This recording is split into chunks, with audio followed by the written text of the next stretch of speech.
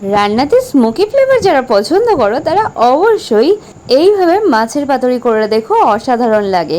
হাতে মাখার মশলা দিয়ে এই মাছের পাতুরি আমার তো দুর্দান্ত লাগে। এখন শুধু আলু পেঁয়াজ নয়, সাথে দিয়ে দিয়েছিলাম কচুরলতি।